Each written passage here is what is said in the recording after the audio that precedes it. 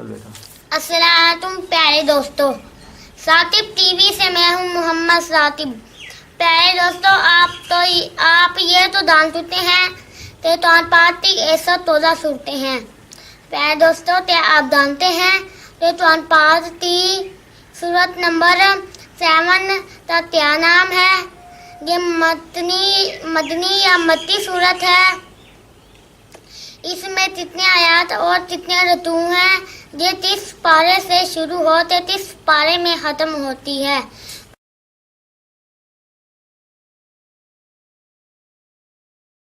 तो प्यारे दोस्तों, तो आने पाती 7वीं सूरत का नाम सूरतुल इराफ है।